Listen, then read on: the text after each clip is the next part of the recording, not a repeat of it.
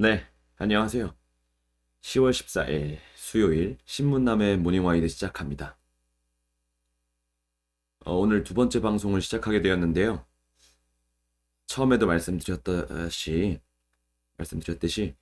진행에 있어서 매끄럽지 못할 수도 있는 부분, 그리고 사람이 직접 읽다 보니까 혹여 틀릴 수도 있는 부분, 너그러이 양해해 주시면 감사하겠습니다. 음, 신문 읽어주는 남자, 신문남은 어떠한 정치색을 갖춰서 내용을 분석하고 전파하는 프로그램이 아니라 말 그대로 있는 그대로의 신문 내용을 시청자분들을 위해 읽어드리는 컨텐츠임을 알려드립니다. 읽어드리되 판단은 시청자분들이 스스로 하시면 됩니다. 그래서 어느 특정 신문에 치우치지 않도록 최대한 선입견이 생기지 않도록 노력하는 신문남이 되도록 하겠습니다. 이러한 진행 방식에 관해서는 어떻게 하면 치우치지 않을 수 있을까와 더불어서 제한된 시간과 여건 속에서 수많은 뉴스들을 어떻게 하면 더 좋은 방법으로 전달해 드릴 수 있을까 방송을 하기 전에 고민을 정말 많이 했습니다. 그래서 저는 진행을 하면서 시청자분들과 소통하면서 이 프로그램 컨텐츠를 발전시켜 나가보려고 합니다. 많은 관심 부탁드립니다. 방식을 잠깐 설명해 드리면 5개 신문사를 가나다 순서대로 읽어드립니다.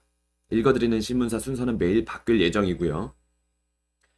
월요일에는 가나다 순이었으니까 오늘은 그 역순으로 진행을 해보도록 하겠습니다. 자, 컨텐츠 시작해 볼 텐데요.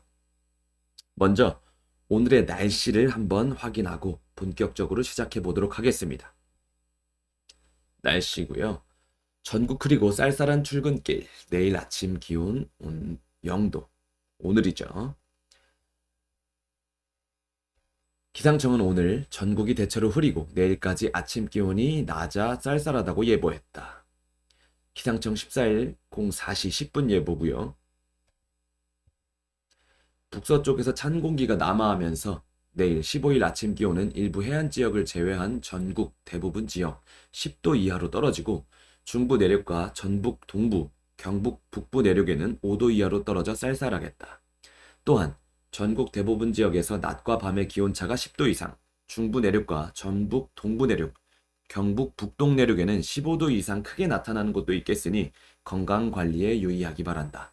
한편 내일 15일 중부 내륙과 남부 산지에 서리가 내리는 곳이 있겠고 경기 동부, 강원 내륙과 산지, 충북 북부, 경북 북동 산지에는 얼음이 어는 곳도 있겠으니 농작물 관리에 유의하기 바란다. 오늘 낮 최고 기온은 15도에서 23도가 되겠다. 내일 아침 최저 기온은 0에서 13도, 낮 최고 기온은 16에서 22도가 되겠다. 모레 16일 아침 최저 기온은 5도에서 14도, 낮 최고 기온은 16에서 21도가 되겠다. 날씨 전망. 오늘은 전국이 대체로 흐리다가 오후부터 차차 맑아지겠다. 내일 중부지방은 대체로 맑겠으나 남부지방은 가끔 구름 많겠다. 모레는 전국이 구름 많겠으나 경기 북부와 강원 영서 북부에는 밤에 비가 조금 오는 곳이 있겠고 제주도는 흐리고 오후부터 밤 사이에 비가 오겠다. 유의사항. 안개. 오늘 아침까지 경기 동부, 강원 내륙과 산지, 충북 북부, 경북 북부를 중심으로 가시거리 1km 미만의 안개가 끼는 곳이 있겠으니 교통안전에 유의하기 바란다. 강풍. 내일까지 서해안에는 바람이 25에서 45km/h로 강하게 부는 곳이 있겠고 그 밖의 지역에서도 15에서 30km/h로 약간 강하게 부는 곳이 있겠으니 시설물 관리에 유의하기 바란다. 해상. 동해 중부 먼바다는 오늘까지, 제주도 남쪽 먼바다는 내일까지 바람이 25에서 50km/h로 강하게 불고 물결이 1.0에서 3.0m로 높게 일겠으니 항해나 조업하는 선박은 유의하기 바란다. 너울. 오늘 오후부터 내일 낮 사이 강원 동해안과 경상해안에는 너울에 의한 높은 물결이 갯바위를 넘거나 백사장으로 강하게 밀려드는 곳이 있겠으니 해안가 안전사고에 유의하기 바란다. 조고. 남해안은 오늘부터, 서해안은 글피부터 천문조에 의해 바닷물의 높이가 높은 기간이니 만조시 유의하기 바란다. 건조. 당분간 대체로 맑은 날씨가 이어지면서 대기가 건조하겠으니 산불 등 각종 화재 예방에 유의하기 바란다. 기압계 현황. 고기압 영향. 오늘은 중국 북부지방에서 확장하는 고기압, 내일은 서해 북부 해상에서 동진하는 고기압의 영향을 받겠다. 올해는 중국 북부지방에서 확장하는 고기압의 가장자리에 들겠으나 경기 북부와 강원 영서 북부에는 밤에 북쪽을 지나는 기압골의 영향을 받겠다. 네, 이렇게 오늘의 날씨 전해드렸습니다. 자, 그러면은 아까 말씀드렸던 것처럼 역순으로 진행할 텐데요. 먼저 한겨레 기사 한번 보도록 하겠습니다. 5대 일간지 일면 기사 읽어드리는 컨텐츠고요. 자, 한겨레 제목부터 한번 보겠습니다. 단독 부유층 자녀들 성적 위조 미 명문대 합격 한국판 아이비캐슬. 두 번째 전세품기에 부르는 게 값 속타는 신규 세입자들. 첫 번째 기사부터 한번 보도록 하겠습니다. 국내 입시 브로커 등 내면 입건 2014년께부터 부정 입학시켜 다니지도 않은 국내 과학고 성적 증명 만들어 미 대학 제출 학부모에겐 수억 원 뒷돈 요구 미 대학 관계자 매수시도 정황도. 한국 부유층 자녀들이 가짜 고등학교 성적 증명서를 제출하는 등의 방법으로 미국 명문대에 합격한 사실이 드러났다. 이 과정에서 국내 입시 브로커가 개입해 미국 대학 관계자한테 수억 원의 뒷돈을 건네려 시도한 정황도 확인됐다. 지난해 할리우드 스타 등 부유층이 유명 사립대에 거액을 주고 자녀를 입학시켜 논란이 된 이른바 미국판 스카이캐슬 사건과 유사한 수법으로 한국 학생들이 이렇게 합격한 사례가 알려진 건 이번이 처음이다. 13일 한겨레 취재 결과를 종합하면 서울경찰청 지능범죄수사대는 이런 수법으로 한국 학생들을 미국 명문대에 입학시킨 혐의로 정아무개 씨 등 4명을 불구속 입건했다. 경찰은 이들을 이달 중 기소 의견으로 검찰에 송치할 예정이다. 정 씨 등은 국내 중소기업 사장 아들 기혁 씨 등 최소 3명을 2016년에서 2017년 위조한 고교 성적증명서를 이용해 미국 뉴욕대와 컬럼비아대 등에 합격시킨 혐의를 받는다. 2016년 12월 뉴욕대 스턴 경영대 합격 통보를 받은 기혁 씨는 미국에서 고등학교를 졸업했지만 이들은 기혁 씨가 국내 이응과학고에서 3년 내리 우수한 성적을 받았다는 내용의 성적증명서를 뉴욕대에 제출했다. 정 씨는 앞서 유출된 미국 대학 입학 자격 시험 문제를 기혁 씨한테 주며 답을 외우게 하고 대학 입학 에세이를 대필하기도 했다. 정 씨가 미국 대학 관계자를 매수하려 시도했을 가능성도 있다. 정 씨는 기여 입학제로 합격한 것이어서 대학에 기부금을 내야 한다며 학부모에게 적게는 1억 5천만 원에서 많게는 9억 원을 요구했다. 하지만 미국 대학의 기여 입학제는 학생의 가족이 같은 대학 동문일 경우 가산점을 주는 제도로 일정 금액을 대가로 합격을 보장받을 수 있다는 정씨 주장과 같은 방식의 입학제도는 없다. 뉴욕대 관계자도 한겨레에 보낸 전자우편에서 기부금을 받고 합격증을 주는 제도는 없다고 밝혔다. 2016년 정 씨에게 동업 제안을 받았다는 한 SAT 학원 원장은 정 씨가 대학 입학사정관 등에게 돈을 줘서 합격시킬 수 있다고 말했다. 대학별로 구체적인 금액도 언급했다고 말했다. 경찰은 학부모에게서 받은 돈을 실제로 대학에 뇌물로 줬을 가능성과 학부모를 속이고 동료 브로커들과 나눠 가졌을 가능성을 모두 염두에 두고 수사 중이다. 경찰 관계자는 자세한 사항은 확인해주기 어렵다고 말했다. 기혁 씨 등 2명은 정 씨의 금전 요구에 응하지 않으며 해당 대학에 입학하지 않았다. 미국 고등학교를 나온 나머지 1명은 이응과학고 성적증명서를 이용해 실제 컬럼비아대에 입학한 것으로 확인됐다. 정 씨는 2014년께부터 입시 컨설팅 업체에서 일하며 고위공직자나 대기업, 중소기업 오너 자녀의 미국 대학 입시를 맡아온 것으로 알려졌다. 정 씨는 13일 한겨레와의 통화에서 서류를 위조한 일이 없다고 사실관계를 부인했다. 네, 이렇게 기사가 나왔고요. 두 번째 기사 한번 읽어보도록 하겠습니다.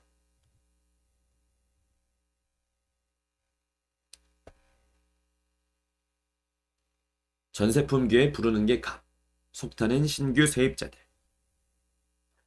3,000가구 대단지의 전세 한 건, 기존 임차인들 계약갱신 청구, 살던 집 놀러 앉으면 매물 품귀, 희소성 높아진 신규 전세 급등. 내년 초 결혼을 앞둔 기혁 씨는 직장이 가깝고 부모님이 계신 서울 마포 일대에서 전세 신혼집을 알아보다가 최근 반전세로 방향을 틀었다. 대단지라도 전세 매물을 찾기가 어려운 데다 어쩌다 중개업소로부터 연락받은 귀한 전세 매물은 지난 상반기 전세값보다 1억에서 2억 원 이상 호가가 뛰었기 때문이다. 김 씨는 마음에 드는 역세권 신축 아파트였는데 집주인이 전용 59제곱미터 24평형 전세값을 8억 원까지 불러 깜짝 놀랐다며 전세대출 부담이 너무 큰 탓에 어쩔 수 없이 월세가 조금 있는 반전세를 알아보는 중이라고 말했다. 서울 성북구의 노후 아파트에 사는 세입자 니은 씨는 내년 1월 전세 계약 만료를 앞두고 최근 집주인으로부터 실거주하겠으니 집을 비워달라는 통보를 받았다. 니은 씨가 2019년 1월 전세금 2억 8천만 원에 입주한 1,500가구 규모의 이 단지는 현재 전세 매물이 4건 나와 있고 전세값은 3억 8천만 원에서 4억 원에 이르고 있다. 지난 7월에만 해도 3억 원 선의 거래가 이뤄졌으나 석 달 만에 1억 원이 뛴 것이다. 기혁 씨는 이 집을 전세로 얻을 때 전세 대출 1억 9천만 원을 받아서 한 달에 원리금으로 125만 원씩 상환하고 있다며 같은 단지에 나와 있는 보증금 5천만 원에 월세 120만 원인 반전세 집으로 이사하는 것도 방법이지만 이렇게 하면 미래를 대비한 저축은 포기하는 것이나 다름없어 앞날이 막막하다고 토로했다. 13일 부동산업계 취재를 종합하면 최근 서울 시내 주요 아파트 단지마다 전세 매물이 극심한 품귀 현상을 빚는 가운데 전세값이 고공비행을 하고 있다.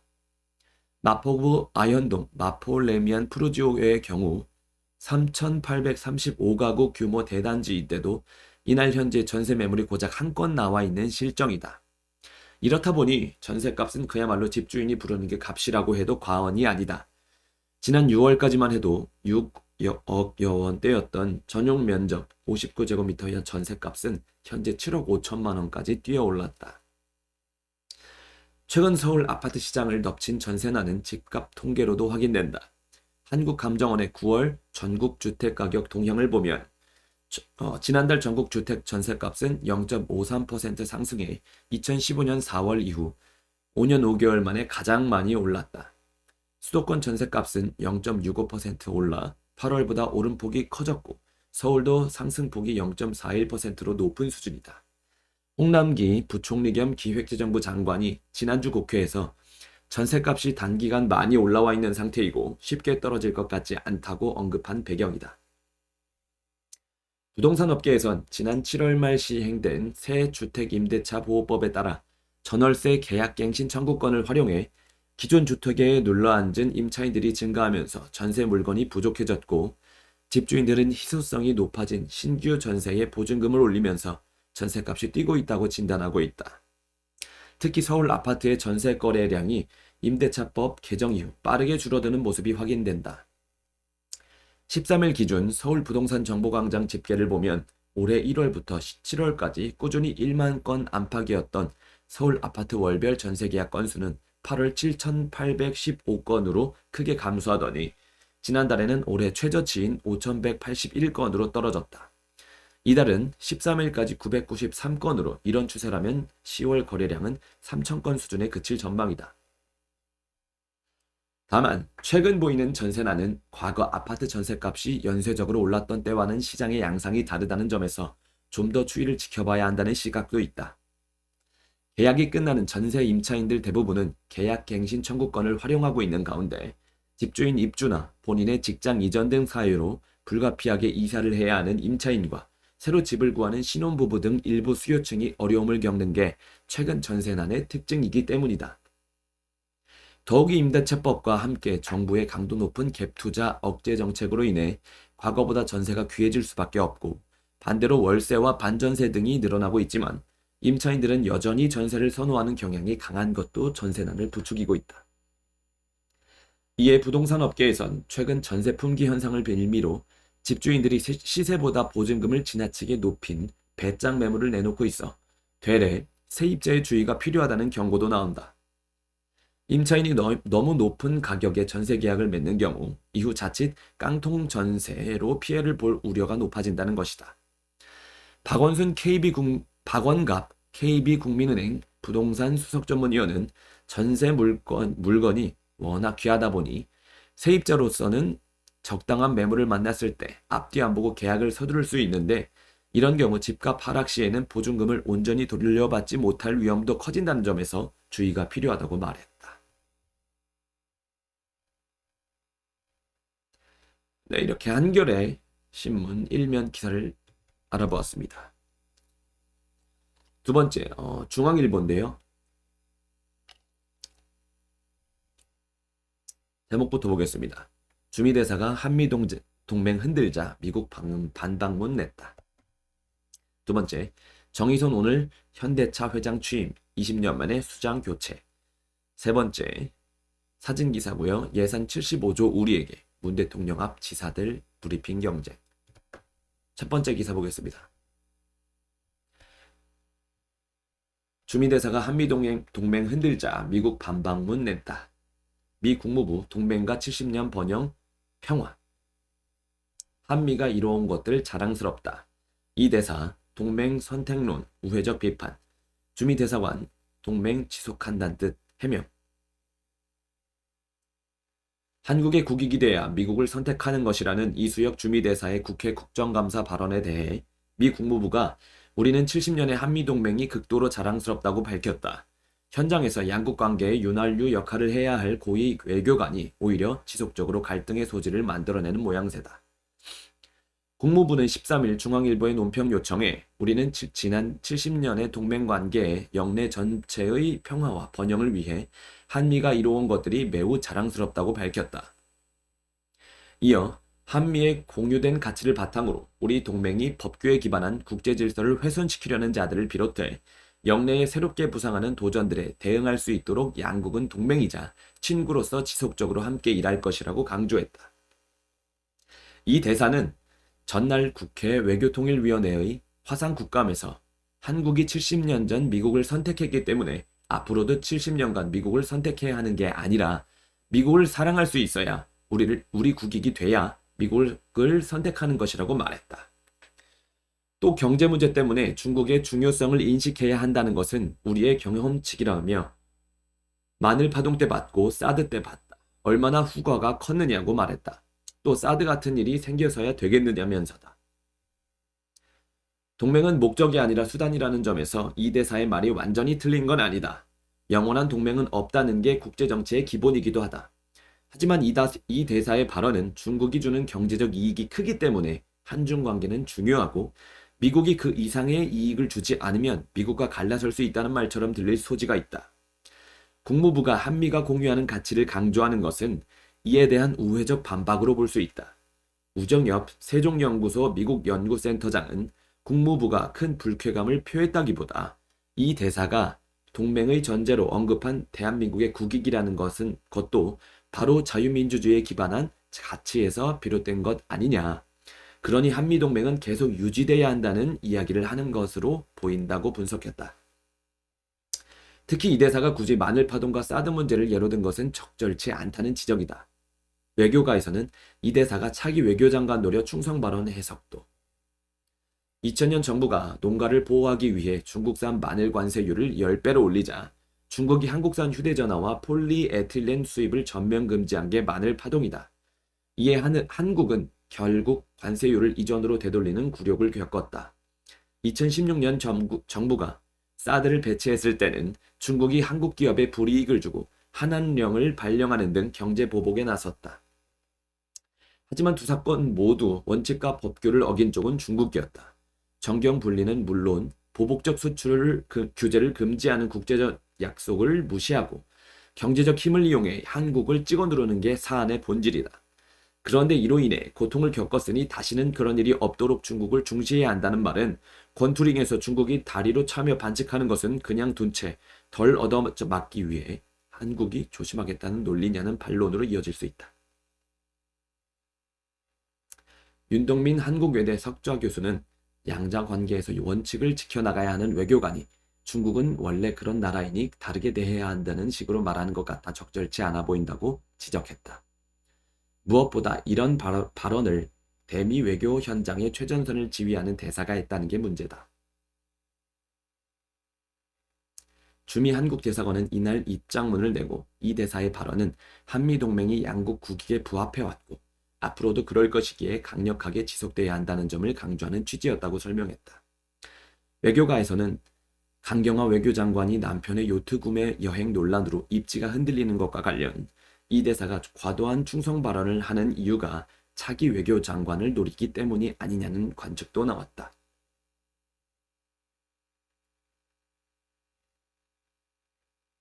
네.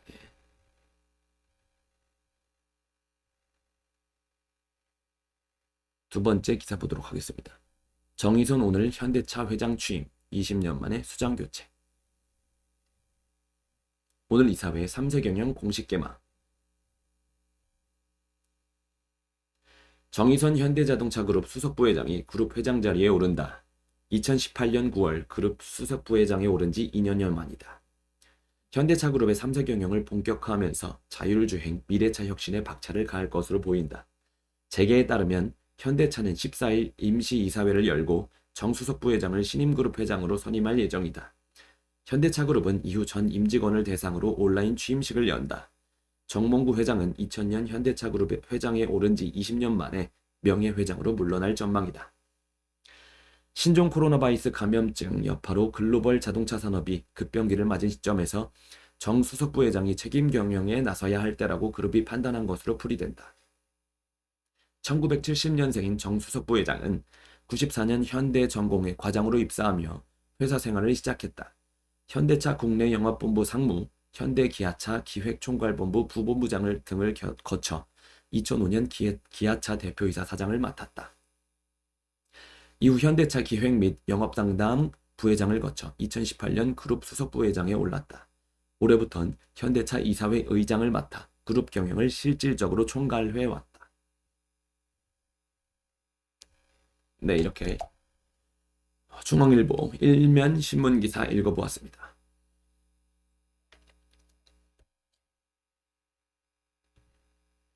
자, 조선일보 보겠습니다. 제목부터 볼까요? BTS 소녀상의 침묵, 목소리 좀 내주세요 외교장관님. 두 번째, 전파진흥원 750억, 농어촌공사 30억 금융사기 먹잇감 됐다. 노벨 과학상 1호가 될 수 있다. 이들이라면. 세 번째였고요. 네 번째, 정의선 현대차그룹 회장 승진. 자, 첫 번째 기사부터 보겠습니다. BTS 소녀상의 침묵, 목소리 좀 내주세요 외교장관님.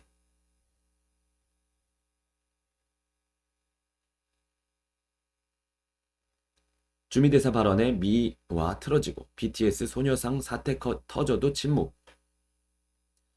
주미대사의 한미동맹 폄하 발언 논란, 중국의 BTS, 6.25 전쟁 발언 관련 비난, 일본의 베를린 소녀상 철거 로비 등 외교적으로 민감한 문제들이 동시다발적으로 터지고 있다. 한미 방위비 협상 결렬, 해소되지 않은 중국의 사드 보복, 일본과의 징용 수출 규제 갈등 등 주요 외교 난제들이 미해결 상태로 표류하는 가운데 외교 악재들이 계속 쌓이고 있다. 전직 고위 외교관은 정부가 한미동맹에 상처를 주는 언행을 하고 중국엔 할 말을 못하는 내용이 반복되면서 상황을 악화시키고 있다고 말했다.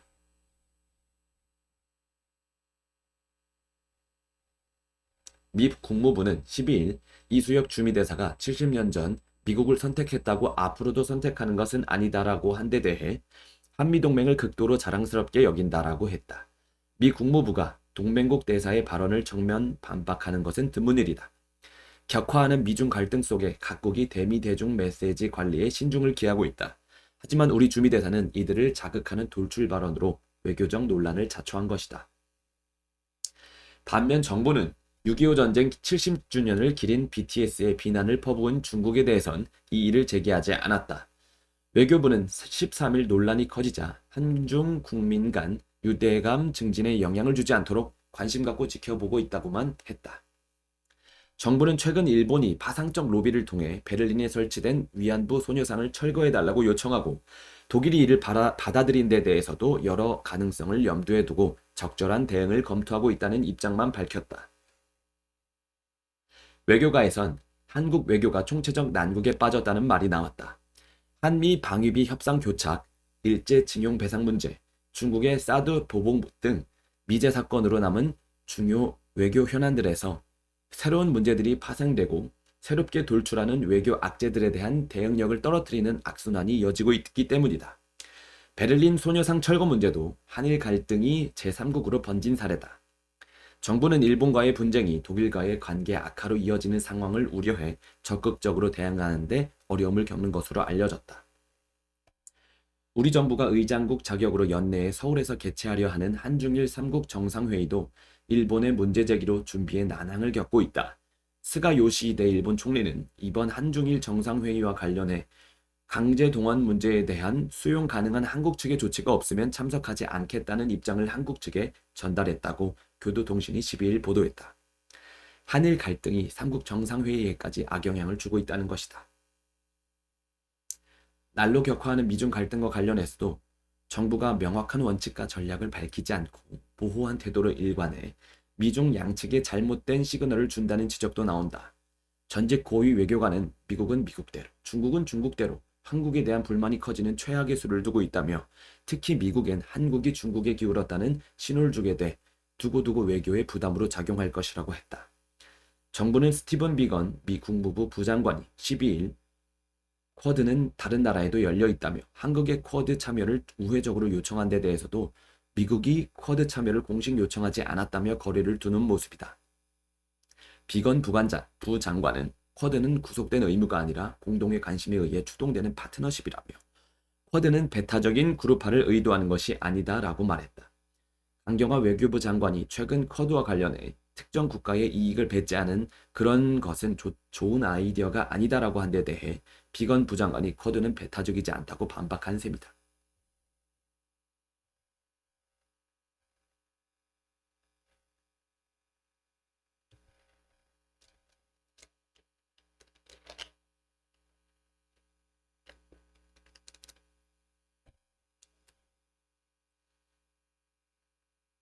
네, 두 번째 기사 보겠습니다.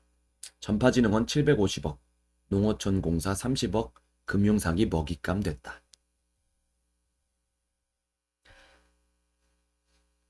전파진흥원의 금품 의혹. 농어촌 공사는 전 청와대 행정관이 이사 근무. 공기간 5곳서 828억 투자받아 금감원 금융사 전방위 로비 정황. 5천 원대 규모의 펀드 사기를 벌인 옵티머스 일당이 정관계는 물론 공공기관과 금융기관을 상대로 전방위 로비를 벌였던 정황이 속속 드러나고 있다. 로비 대상이었던 일부 공공금융기관은 옵티머스 펀드의 투자 명분으로 수십에서 수백억 원씩 돈을 집어넣었으나 대부분 날리게 생겼다. 법조계에선 공공기관과 금융기관들을 옵티머스 먹잇감으로 밀어넣은 배후를 밝혀야 한다는 목소리가 나왔다. 13일 본지가 입수한 녹음 파일에 따르면 김재현 옵티머스 대표는 2017년 12월에 양호 전 고문에게 금감원에 다녀왔다. 동석한 변호사가 감독원이 이 정도로 우호적인 것 처음 봤다고 한다고 말했다. 같은 달 금감원은 옵티머스의 자본금 부족 문제를 해결하라는 시정 조치를 유예했다. 정영재 전 옵티머스 대체투자 대표가 2019년 초 NH투자증권을 상대로 로비를 벌였다는 진술도 검찰에 확보돼 있다. 이후 옵티머스가 그해 6월 11일 NH투자증권에 펀드 판매 제안을 하자 3일 만에 확정됐다. 옵티머스 펀드에는 한국방송통신전파진흥원, 한국전력, 농어촌공사 등 최소 5곳의 공공기관이 828억 원을 넣었다. 전파진흥원은 방송발전기금, 정보통신진흥기금을 통해 748억 원을 투자했다. 이 과정에서 정전 옵티머스 대체투자 대표가 전파진흥원 최모 기금운용본부장을 상대로 매달 금품을 제공하고 해외여행도 함께 다녀왔다는 관련자 진술이 있었다. 그러나 최 본부장은 본지 통화에서 여행 경비 중 내 몫은 내가 지불했고 금전 거래도 사실 무근이라며 부인했다. 농어촌 공사는 사내 근로복지기금 30억 원을 옵티머스 펀드에 넣었다. 농어촌 공사는 옵티머스 지분 9.8%를 갖고 있는 이모 전 청와대 행정관이 비상임 이사로 있었던 곳이다. 남동발전도 올 3월 옵티머스가 5,100억 원 규모의 해외 사업을 제안하자 2주 만에 투자 적격 판정을 내려줬다. 이는 옵티머스 측이 만든 펀드 하자 치유 관련 문건 속 남동발전과 발전소 투자 진행 중이라는 내용과 일치했다. 검찰 안팎에선 이와 같은 로비 정황을 확보하고도 수사를 뭉갠 이성윤 서울중앙지검장이 수사 지휘를 계속 맡긴 어렵다는 회의론이 많다.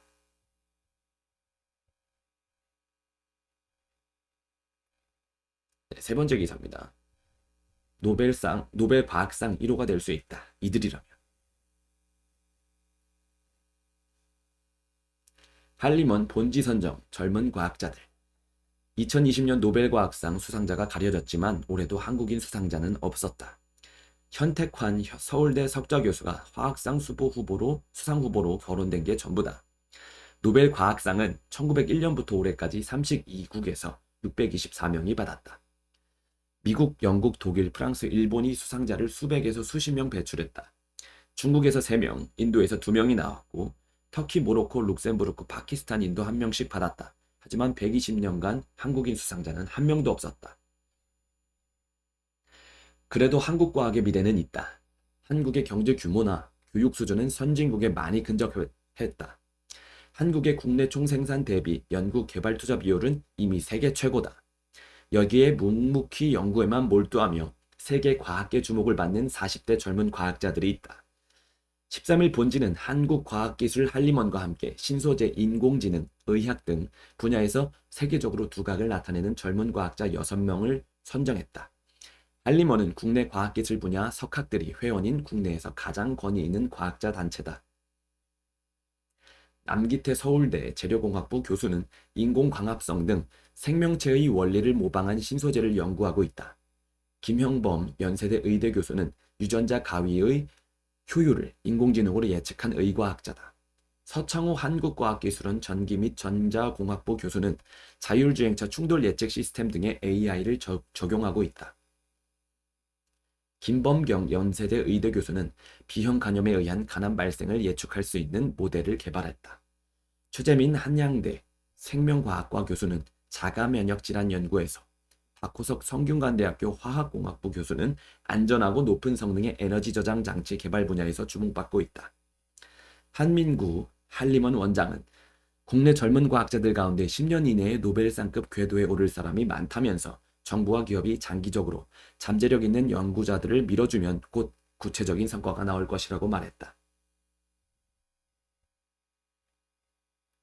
네 번째 기사입니다. 정의선 현대차그룹 회장 승진, 정몽구 명예회장으로 추대. 정의선 현대차그룹 수석부회장이 14일 현대차그룹 회장에 선임된다. 정몽구 회장은 그룹 회장 취임 20년 만에 명예회장으로 추대된다. 현대차그룹은 이날 임시이사회를 열고 이같이 결정한다. 정몽구 회장은 최근 가족들이 모인 자리에서 정의선 부회장이 회장직을 승계하라는 지시를 한 것으로 전해졌다. 정몽구 회장의 결단으로 현대차그룹 승계 문제의 불확실성은 조기에 해소된 것으로 평가된다. 재계 2위 그룹 수장에 오르게 된 정의선 부회장은 국내 3세 오너 경영인 중 경영 수업을 가장 충실히 받고 경영 능력을 검증받은 인물로 꼽힌다. 1994년 현대전공에 입사해 26년간 현장에서 일했고 2005년 실적 부진에 처한 기아자동차 사장을 맡아 디자인 혁신으로 위기를 돌파했다.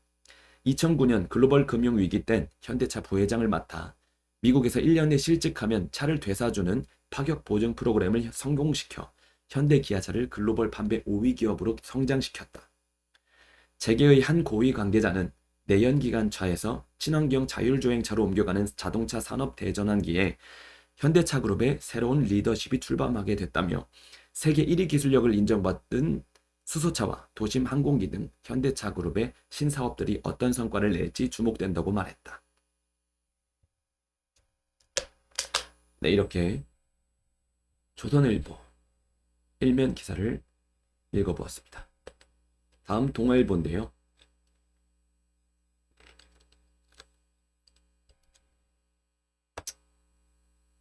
제목부터 한번 보도록 하겠습니다. 알립니다. 코로나 극복 새 일자리로. 두 번째, 단독, 독자 개발 무인 정찰기 한 대 추락, 한 대는 결빙. 세 번째, 청와대에 모인 시도지사들. 뉴딜 160조 원 중 75조 원 지역사업 투입. 네 번째, 정의선 현대차그룹 회장의 3세 경영 본격화. 다섯 번째, 라임 김봉현 금감원이고 민정실이고 다 내 사람. 첫 번째 기사부터 보겠습니다. 알립니다. 코로나 극복 새 일자리로. 2020 리스타트 잡페어 10월 28일부터 11월 30일 온라인 개최. 동아일보사와 채널A가 일자리 박람회 2020 리스타트 잡페어로 온라인으로 엽니다. 올해로 8회째인 이 행사는 일할 기회를 찾는 청년, 여성, 군인, 신중년 등에게 다양한 일자리 정보를 제공하는 대한민국 대표 일자리 박람회입니다. 매년 서울 광화문 광장에서 열던 행사를 올해는 신종 코로나 바이러스 감염증 확산을 막기 위해 온라인으로 진행합니다. 코로나 극복 새 일자리와 나눔 일자리로를 주제로 대기업, 중소기업 등 약 70개 기업이 채용을 진행하고 정부 부처와 공기업 등이 일자리 찾기에 도움이 되는 정책 등을 소개합니다. 약 110여 곳의 기업, 기관이 참여한 가운데 LG전자와 현대모비스, 배달의 민족 등 10곳의 주요 기업들이 온라인 라이브 채용 설명회도 엽니다.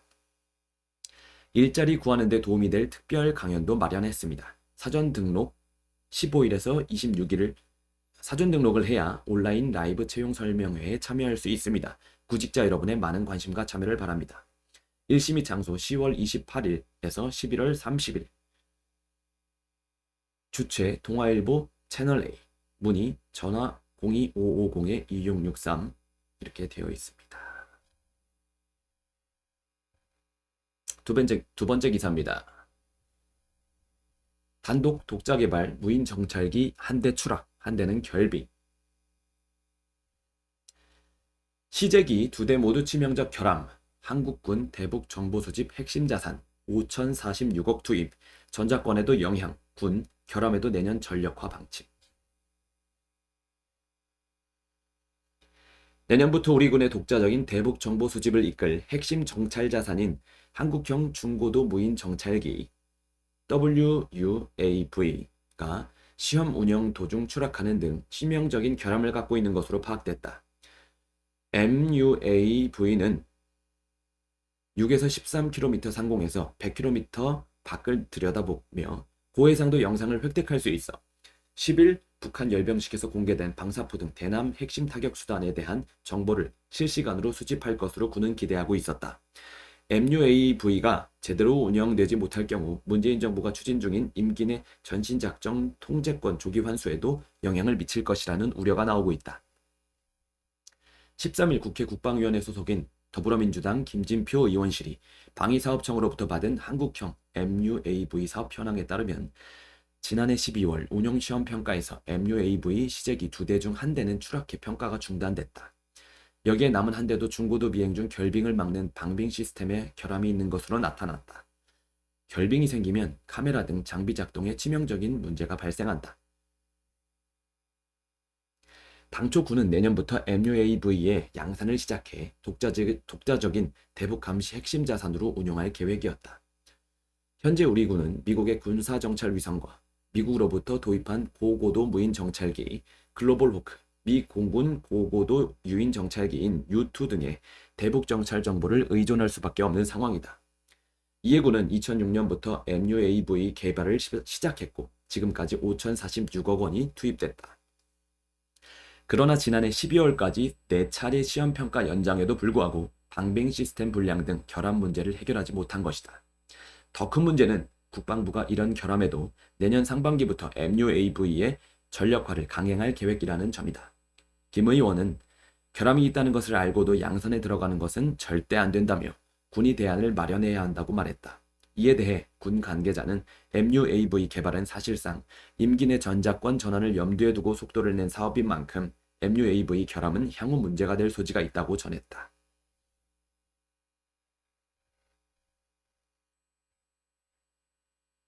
세 번째 기사입니다. 청와대에 모인 시도지사들, 뉴딜 160조 원 중 75조 원 지역사업 투입.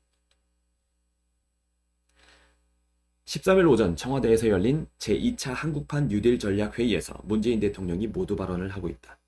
문 대통령은 한국판 뉴딜 종합계획에 담은 총투자 규모 160조 원 중 절반에 달하는 75조 원 이상이 지역 단위 사업이라고 밝혔다.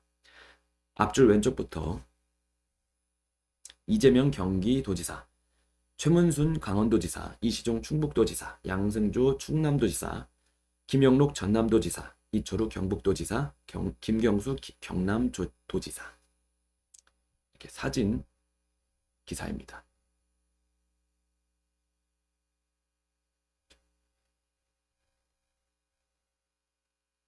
네 번째 기사입니다.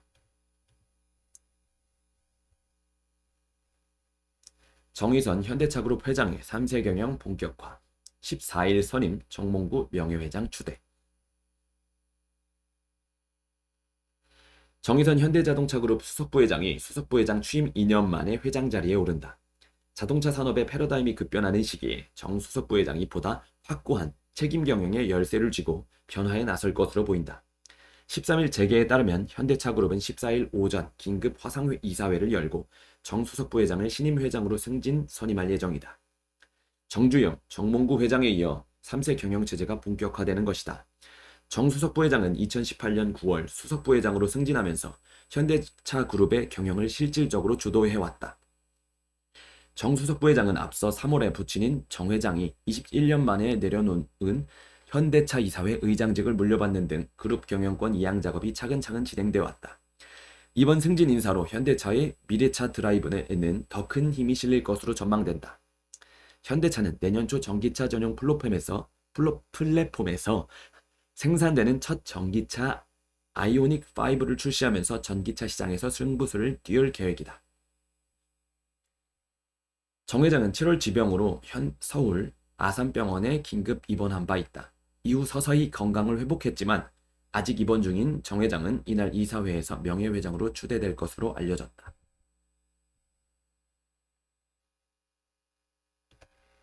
다섯 번째 기사입니다.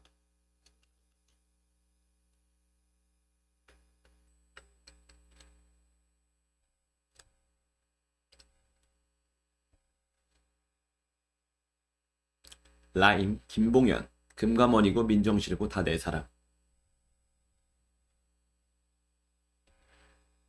작년 사업 파트너에 난 돈 안 아껴.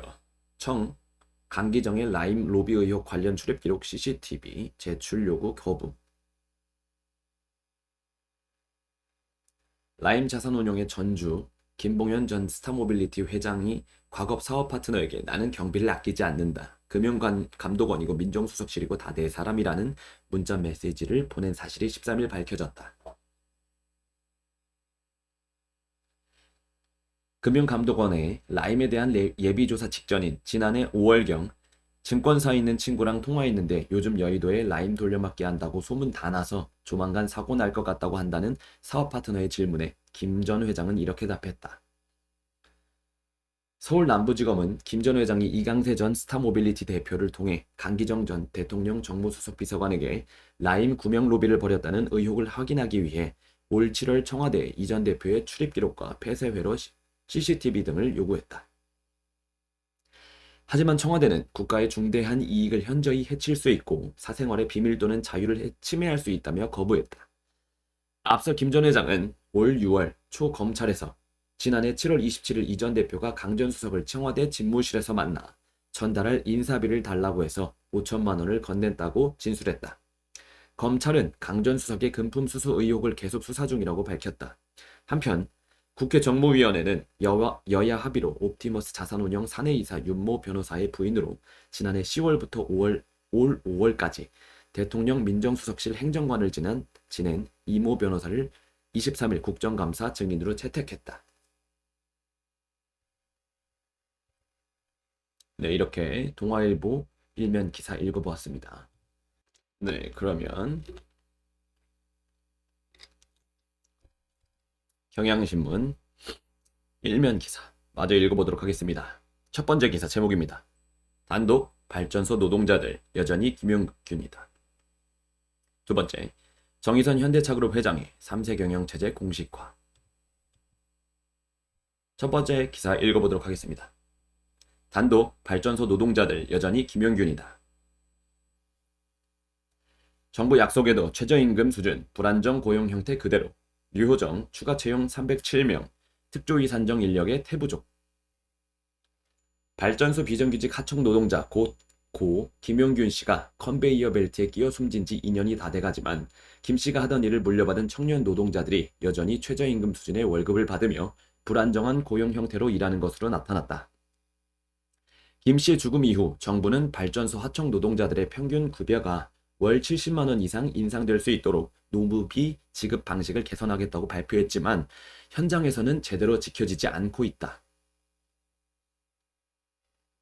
13일 국회 산업통상자원 중소벤처기업위원회 소속 류호정 정의당 의원실이 공개한 발전소 운전 분야 계약직 하청 노동자 기혁 씨의 급여 명세서를 보면 기혁 씨는 지난 8월 기본급 171만여 원과 연장, 휴일, 야간 등 각종 수당 및 식대 85만여 원을 포함해 총 256만여 원을 지급받았다. 여기서 사회보험료와 소득세 등 공제액을 뺀 실수령액은 210만여 원이다.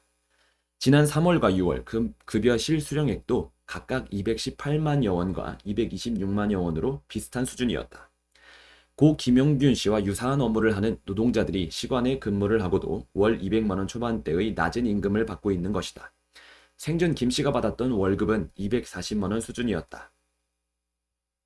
다른 발전소 계약직 하청 노동자 니은 씨의 급여 계약서에는 월 209시간 기준 주휴수당을 포함한 기본급이 186만여 원이라고 적혀 있다. 시급으로 계산하면 8,910원으로 올해 최저 지급 8,590원보다 불과 320원 많다. 니은 씨의 근로계약서를 보면 계약기간은 1년으로 되어 있고 기간이 만료되면 근로계약이 자동 종료된다고 명시되어 있다.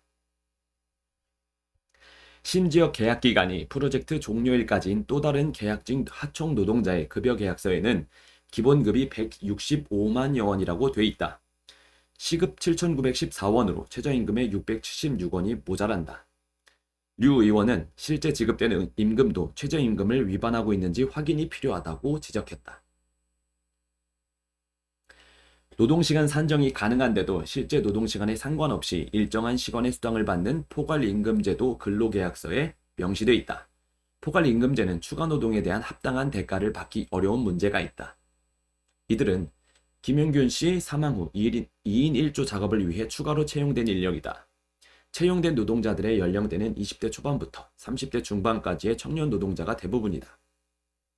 류 의원실에 따르면 김 씨 사망 후 현재까지 2인 1조 작업을 위해 추가 채용된 인원은 307명이다.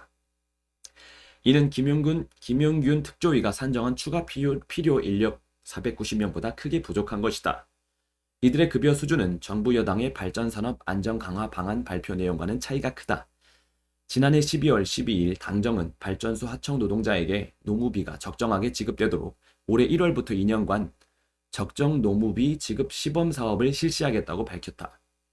발전소 하청업체가 산출 내역서를 제대로 작성하고 원청인 발전사가 현재 경상정비 공사 금액의 5%만큼 하청업체에 노무비를 추가 지급하겠다는 것이다. 이를 통해 발전소 하청 노동자 평균 급여가 월 70만 6천 원 인상될 것이라고 했었다. 류 의원은 규정상으로만 2인 1조 원칙을 두는 것이 아니라 현실적으로 운영 가능한 수준의 인력이 확보되어야 한다며 노무비 착복 금지, 비정규직 정규직화, 열악한 작업 환경 개선을 위한 특조위 이행점검단의 현장 노동자들도 참여해야 한다고 밝혔다.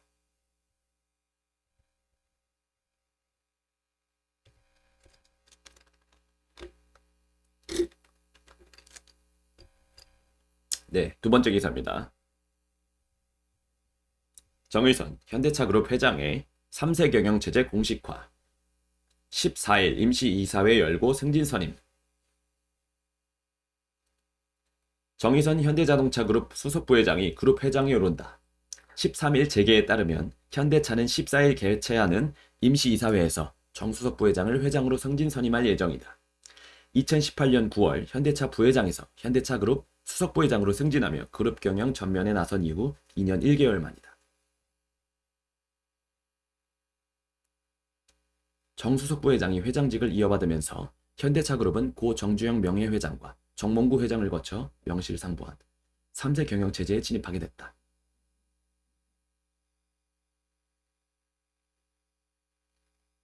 부친인 정 회장의 장기 입원과 코로나19에 따른 글로벌 경제 위기 속에서 책임 경영을 강화하고 미래 모빌리티 사업 추진에 속도를 내기 위한 것으로 보인다.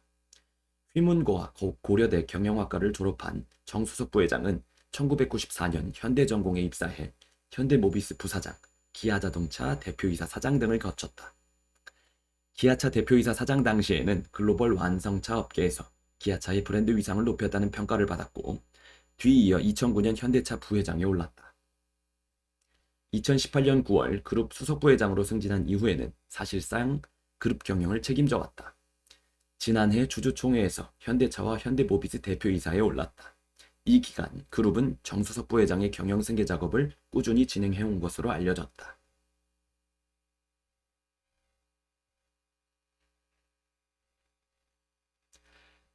네, 이렇게 오늘도 5대 일간지 읽어주기 컨텐츠가 마무리되었습니다.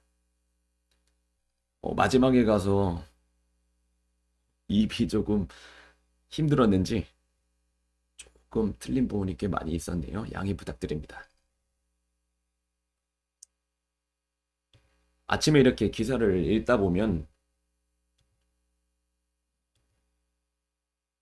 그 해당 신문이 전하고자 하는 주요 내용이 보통 앞면에 굉장히 제일 많이 있기 때문에 제일 중요한 면이고요.